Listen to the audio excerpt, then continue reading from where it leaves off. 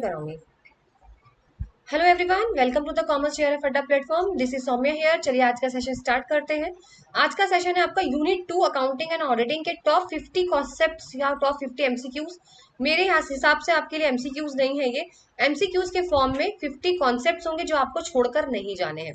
तो फिलहाल आपने देखा होगा नीट का जो एग्जाम हुआ है कितना टफ आया है। तो भाई अब ये तो कहना ही बहुत मुश्किल हो चुका है कि पता नहीं क्या सोच के एग्जाम पेपर जो है वो सेट किया जा रहा है। ठीक है, और एनटीए का तो कोई भरोसा वैसे भी नहीं है क्योंकि हमारे एग्जाम्स में ये लोग ज्यादातर गड़बड़ करा ही जाता है। ठीक है, तो पर अपनी प्रिपरेशन जारी रखिए और थोड़ा हार्ड लेवल पे ही पढ़िएगा। और आज के सेशन में आप लोगों के लिए है इंपॉर्टेंट 50 कॉन्सेप्ट्स लेकर आई हूँ जो आपको छोड़ने नहीं है, और एमसीक्यू के थ्रू मैं आप लोगों को सारा समझा दूंगी। तो चलिए आज का सेशन स्टार्ट करते हैं। फर्स्ट क्वेश्चन है कॉन्सेप्ट्स, अकाउंटिंग कॉन्सेप्ट्स और कन्वेंशंस। तो अकाउंटिंग कॉन्सेप्ट्स और कन्वेंशंस आप लोगों को याद करके जाने सारे के सारे मोस्ट इंपॉर्टेंट है। अगर 2 नंबर फ्री के आप लोगों को चाहिए तो यहाँ से 2 नंबर फ्री के आप लोगों को मिल जाएंगे। यहाँ से एक क्वेश्चन 110% बनकर आएगा। तो चलिए मैच द कॉलम का क्वेश्चन है, साथ आपके साथ मैं भी सॉल्व करूंगी और बताऊंगी किस तरीके से आपको क्वेश्चन सॉल्व करने हैं। सबसे पहला दिया हुआ है गोइंग कंसर्न, फिर आपका दिया हुआ है मनी मेजरमेंट, फिर आपका दिया हुआ है कॉस्ट कॉन्सेप्ट, और फिर आपका दिया हुआ है यहाँ पर डुअल एस्पेक्ट। देखिए सबसे पहले मनी मेजरमेंट को पहचानिए, ऑप्शन छोड़ दीजिए। मनी मेजरमेंट का क्या मतलब होता है? मॉनेटरी ट्रांजेक्शन, मनी से मॉनेटरी, तो हमने बी का यहाँ पे लगा दिया थर्ड। फिर बोला है गोइंग कंसर्न, गोइंग का क्या मतलब होता है? जाना, कंटिन्यू करना। तो कहीं देखिए कंटिन्यू लिखा है, ये रहा, बिजनेस विल कंटिन्यू। तो ए का सेकेंड हो गया। देखिए कितनी जल्दी से क्वेश्चन सॉल्व होंगे। डुअल एस्पेक्ट का मतलब दो होता है, कहीं भी आपने देखा टू लिखा हो तो देखिए यहाँ पे लिखा हुआ है every transaction affect at least 2 accounts, तो डुअल का 2 हो गया। कॉस्ट बचा है, कॉस्ट को लगा दीजिए, transaction are recorded at price actually paid. आ गया किस तरीके से क्वेश्चन सॉल्व करना है। मैंने पूरा सेंटेंस भी नहीं पढ़ा और मैंने क्वेश्चन सॉल्व कर दिया। कीवर्ड पहचानिए। अब मैं बारी बारी आप लोगों को समझा देती हूँ उसका पूरा मतलब क्या है, सारे कन्वेंशंस और सारे कॉन्सेप्ट्स। ठीक है, फिर हम करते हैं एमसीक्यूज। ये आ गया आपके सामने कॉन्सेप्ट्स और कन्वेंशंस। सबसे पहले कम होते कन्वेंशंस वो बता देती हूँ। कंसिस्टेंसी का क्या मतलब है? कंसिस्टेंसी का मतलब सेम, इसका कीवर्ड है same. Same rules and regulation, same principles अगर आप यूज कर रहे हैं तो अगले साल भी आपको वही यूज करना है, उससे अगले साल भी आपको वही रूल्स रेगुलेशंस प्रिंसिपल्स यूज करते रहने हैं। सेम प्रिंसिपल्स इसका कीवर्ड। फुल डिस्क्लोजर का क्या मतलब है? फुल डिस्क्लोजर का मतलब जितने भी आपके फाइनेंशियल स्टेटमेंट्स हैं उनको आपको, जितने भी आपकी सारी चीजें हैं आपको सब कुछ बता देना है। कोई भी चीज आपको छुपानी नहीं है, सारी इन्फॉर्मेशन आपको डिस्क्लोज कर देनी है। कंजर्वेटिज्म, कंजर्वेटिज्म का मतलब यहाँ पे है प्रूडेंस। प्रूडेंस का मतलब यहाँ पर ये बोला जाता है प्लेइंग सेफ, सेफ खेलो। यानी जो भी लॉस होंगे, जो भी खर्चे हैं आगे होने वाले हैं आपको लगता है, उनको आप पहले ही रिकॉग्नाइज कर लो, इसे बोलते हैं कंजर्वेटिज्म। मटेरियलिटी, मटेरियलिटी जो होता है फुल डिस्क्लोजर का उल्टा है। फुल डिस्क्लोजर में हम सारी चीजें ओपन कर देते हैं, पर मटेरियलिटी बोलता है जो इंपॉर्टेंट है ना, जो रेलिवेंट इन्फॉर्मेशन है सिर्फ वही बताइए, बाकी कुछ बताने की जरूरत नहीं है आपको। देखिए मैंने एक एक लाइन में आपको चारों चीजें बता दी हैं। फिर होता है बिजनेस एंटिटी। बिजनेस एंटिटी क्या होता है? बिजनेस एंटिटी का मतलब बिजनेस जो है ना अपने ओनर से बहुत अलग होता है। बिजनेस एक अलग यूनिट है। आपका पर्सनल खर्चा और बिजनेस में जो खर्चा हो रहा है दोनों अलग अलग रिकॉर्ड होंगे। ठीक है, उससे बिजनेस जो है वो एक सेपरेट यूनिट होती है जो कि अपने प्रोप्राइटर से, अपने ओनर से, अपने क्रेडिटर से, अपने सबसे अलग होती है। ठीक है, उसको आप आपस में जोड़ नहीं सकते, इसीलिए ये है सेपरेट एंटिटी। फिर बोला है गोइंग कंसर्न। गोइंग कंसर्न का यहाँ पे सिंपल सा मतलब होता है कि बिजनेस को कोई फर्क नहीं पड़ता। जैसे आपने लाइफ सुना होगा, मूव ऑन कर जाते, कोई आपकी जिंदगी में आ रहा है या जा रहा है पर लाइफ तो आपको चलानी ही पड़ेगी, तो वही बिजनेस के साथ है। फिर है मनी मेजरमेंट। मनी का मतलब यहाँ पर आपके ट्रांजेक्शन में मॉनेटरी टर्म होने चाहिए। ये नहीं किसी की ऑनेस्टी, किसी की ईमानदारी, इससे इससे ये चीजें रिकॉर्ड नहीं होती है। सिर्फ मनी जो मॉनेटरी ट्रांजेक्शन से वही रिकॉर्ड होंगे। कॉस्ट, कॉस्ट में ये बोला है कि जो खर्चा, जो प्राइस आपको पेड हुआ है आप वो रिकॉर्ड करेंगे। सिर्फ जो आपको प्राइस एक्चुअली में आपको आपने पे किया है वो आपको पेड हुआ है, आपको मिला है। डुअल एस्पेक्ट होता है दो अकाउंट। दो अकाउंट का मतलब डेबिट और क्रेडिट। डेबिट और क्रेडिट को दो अकाउंट यहाँ पे बोला गया है। अकाउंटिंग पीरियड, यहाँ पर बोला गया है कि आपको अपने फाइनेंशियल स्टेटमेंट अकाउंटिंग पीरियड के अकॉर्डिंग ही रेडी करने होते हैं, जैसे क्वार्टरली, मंथली, एनुअली, उस हिसाब से। फिर लास्ट आपका मैचिंग। मैचिंग का मतलब यहाँ पर यह है कि जिस टाइम पे रेवेन्यू रिकॉर्ड होगा उस टाइम पे एक्सपेंस भी रिकॉर्ड होगा। खर्चा और आपका जो पैसा रेवेन्यू आ रहा है दोनों को एक टाइम पर, एक पीरियड पे ही रिकॉर्ड करना है, इसे बोलते हैं मैचिंग। आई होप आप लोगों को एक ही लाइन में ज्यादा फालतू की चीजें ना करके मेन मेन पॉइंट है मैंने आपको एक लाइन में समझा दिया हूं। चलिए नेक्स्ट क्वेश्चन सेम यहां पर आ चुका है। पॉलिसी ऑफ प्लेइंग सेफ, मैंने किस में बताया था आपको प्लेइंग सेफ किस में यूज करते हैं, कंजर्वेटिज्म में, क्योंकि इसमें हम लोग लॉसेस और खर्चे को ना पहले ही जो है वो रिकॉग्नाइज कर लेते हैं, पहले ही हम लोग सतर्क रहते हैं कि खर्चा होगा आगे ये चीजें होंगी, वो चीज हम लोग पहले ही रिकॉग्नाइज कर लेते हैं। इसीलिए यहाँ पर आंसर होगा कंजर्वेटिज्म, कंजर्वेशन कन्वेंशन।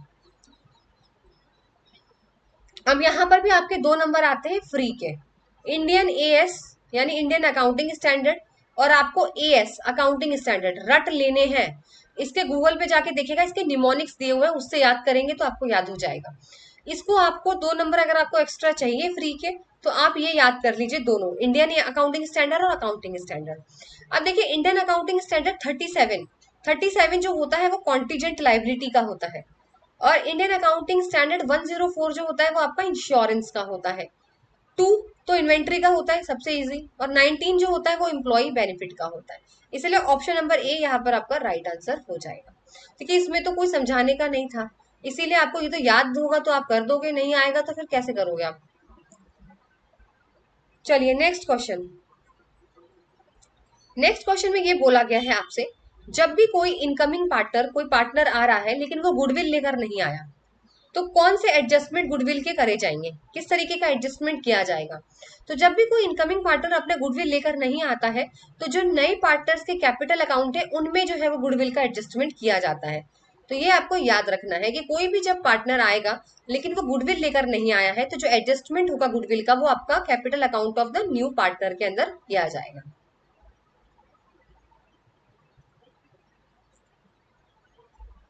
फिर आपका most important question 5 star topic लगा लीजिए इसको।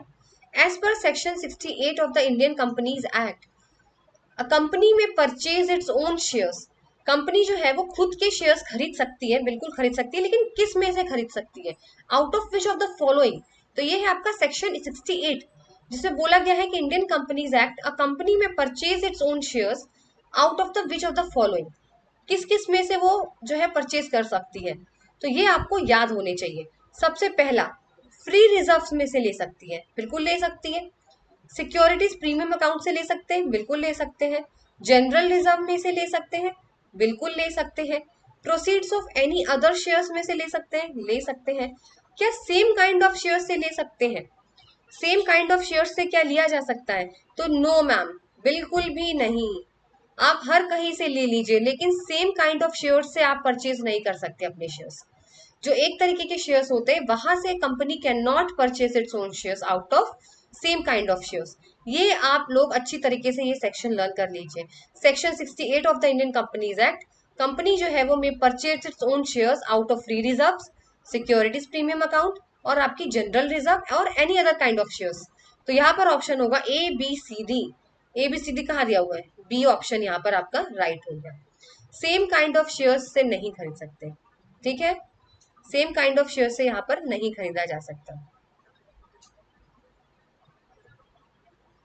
फिर आपका नेक्स्ट क्वेश्चन, ये बहुत इंपॉर्टेंट है और ये मैं आपको सारी चीजें बताऊंगी यहाँ पर,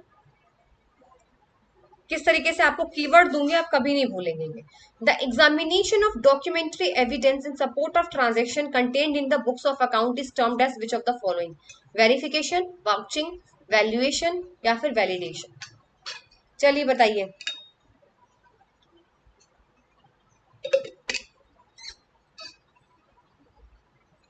देखिए आंसर आपको दिख रहा होगा, मैंने आंसर इसलिए मेंशन किया कि मुझे आप लोगों को समझाना भी है यहाँ पर।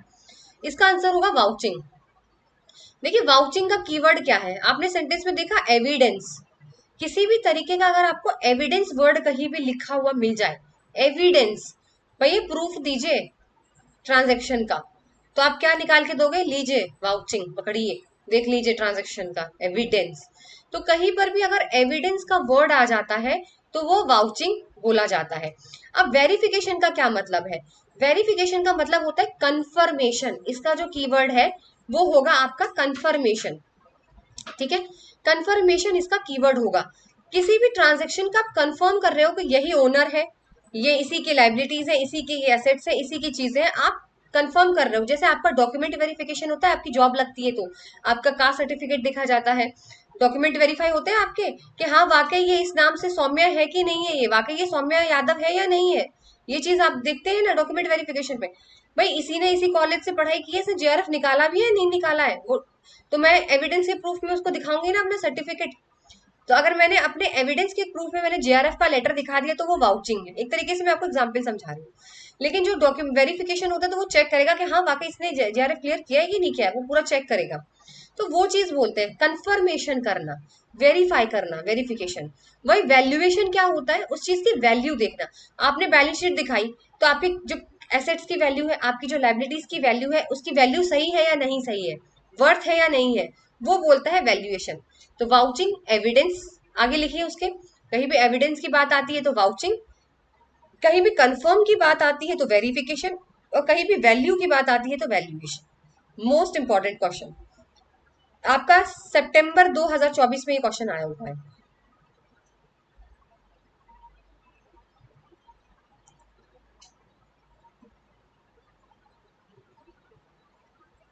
अब आपके स्क्रीन पे नेक्स्ट क्वेश्चन देखिए। नेक्स्ट क्वेश्चन आपकी स्क्रीन पर है कि according to AS2 inventories accounting standard 2 which of the following cost should be included in the valuing the inventories of a manufacturing company. कौन कौन सी कॉस्ट इंक्लूड होती है? Freight and insurance, carriage outward, depreciation और general administrative overheads. तो मैं एक chart आपको दिखा देती हूँ, यहाँ पर आपको समझ में आ जाएगा।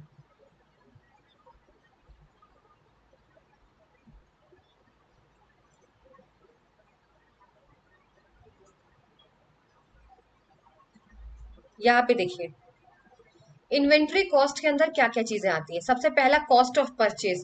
ऑप्शन में कॉस्ट ऑफ परचेज दिया हुआ था नहीं था, पर आपको याद रखना है कि कॉस्ट ऑफ परचेज आता है जिसके अंदर tax, transport, handling, net of trade, discount received, ये आती हैं चीजें। फिर कॉस्ट ऑफ कन्वर्जन, क्या कॉस्ट ऑफ कन्वर्जन वहां पे दिया हुआ था? नहीं दिया हुआ था। देखिए कॉस्ट ऑफ कन्वर्जन में क्या आता है, फिक्स्ड और वेरिएबल मैन्युफैक्चरिंग ओवरहेड्स, पर आपके ऑप्शन में क्या दिया हुआ था? General administrative overheads. तो जनरल एडमिनिस्ट्रेटिव ओवरहेड्स नहीं आता, वेरिएबल और फिक्स्ड मैन्युफैक्चरिंग ओवरहेड्स आपकी कॉस्ट के अंदर आती है। फिर डेप्रिसिएशन, तो डेप्रिसिएशन वहां पे दिया हुआ था, बिल्कुल दिया था। फिर नेक्स्ट है आपका फ्रेच एंड इंश्योरेंस, यानी आपका वो वाला खर्चा जब आप अपने इन्वेंट्रीज को अपने लोकेशन पर लेकर आते हैं तो जो खर्चा होता है फ्रेच और इंश्योरेंस का, वो इंक्लूड होता है। तो मैंने आपको बता दिया क्या क्या आता है। Cost of purchase, cost of conversion जिसके अंदर फिक्स्ड और वेरिएबल मैन्युफैक्चरिंग ओवरहेड, डेप्रिसिएशन और आपकी फ्रेच एंड इंश्योरेंस। ठीक है, अब क्वेश्चन सॉल्व हो जाएगा, बिल्कुल हो जाएगा। फ्रेच एंड इंश्योरेंस था, बिल्कुल था मैम। कैरिज आउटवर्ड की बात हुई है? नहीं हुई है। डेप्रिसिएशन की बात हुई है? बिल्कुल हुई है। और जनरल एडमिनिस्ट्रेटिव ओवरहेड थे? नहीं, फिक्स्ड और वेरिएबल थे, तो ये भी गलत हो गया। तो ए और सी यहाँ पर आपका राइट आंसर, ऑप्शन डी यहाँ पर सही हो जाएगा। अब आप लोगों को आई होप समझ में आ गया हो क्वेश्चन, पूरी डिटेल में आप लोगों के लिए मैं लेकर आई हूँ, इसीलिए आप लोगों को समझ में आ जाएगा। उसके बाद है if the new partner bring his share of goodwill in the cash it will be shared by the old partner in, यानी अगर कोई नया पार्टनर है वो अपना गुडविल लेकर आया in the form of cash, तो ओल्ड पार्टनर किस तरीके से शेयर करेंगे बताइए।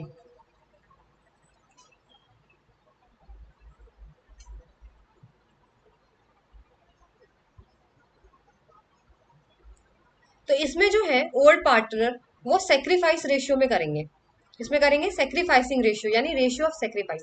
देखिए जब नया पार्टनर आएगा तो पुराने पार्टनरों में से वो क्या करेगा, प्रॉफिट लेगा, एक्वायर करेगा। ठीक है, तो जो ओल्ड पार्टनर है उनको सेक्रीफाइस करना पड़ेगा, इसीलिए सेक्रीफाइसिंग रेशियो में जो है वो शेयर्ड किया जाएगा बाय द ओल्ड पार्टनर्स।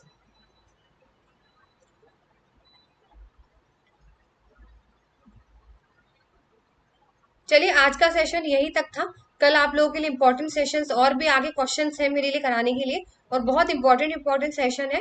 आज का थोड़ा सा कम सेशन टाइम में यहाँ पे रख रही हूँ मैं, इस वजह से रख रही हूँ कि ज्यादा लंबे वीडियो होने से पता क्या नुकसान होता है, आप लोग करते तो जाते हैं फिर आगे तो करते जाते हैं, पीछे का भूलते जाते हैं, और ऊपर से सेशन बोरिंग लगने लगता है। अब लोगों को लगता है स्पीड बढ़ा बढ़ा के जल्दी जल्दी से क्वेश्चन सॉल्व करो, और आप लोग समझते नहीं है क्वेश्चंस को। इसलिए कम क्वेश्चन करिए पर अच्छे से करिए। ये अभी देखिए आप लोग को यूट्यूब पे 1000 मैराथन, 2000 MCQ सब कुछ मिलेगा, लेकिन कोई फायदा नहीं है। अगर आप 10 क्वेश्चंस भी करते हैं पर आपको 10 कॉन्सेप्ट के बारे में बिल्कुल पता हो गया, अभी मैंने अगर आपको यहाँ पे 5 से 8 क्वेश्चन करा दिए, लेकिन आठ के आठ आपको टॉपिक्स पता है इसके अंदर के, तो वो आपके लिए ज्यादा बेनिफिशियल होगा। ज्यादा क्वेश्चन करने के चक्कर में आपको कॉन्सेप्ट याद नहीं रहेंगे, और आप आगे का याद रखेंगे, पीछे का भूल जाएंगे। इसीलिए हमेशा कम क्वेश्चंस करिए, पर लेकिन अच्छी तरीके से करिए। ठीक है, चलिए कल आपसे नेक्स्ट सेशन में बात होती है, और नेक्स्ट सेशन में मैं आगे के क्वेश्चंस कराने वाली हूँ। सेशन अच्छा लगता है तो कमेंट में जरूर मुझे लिख के बताइएगा, और वीडियो अच्छी लगे तो लाइक शेयर जरूर करिए। तब तक गुड बाय, टेक केयर।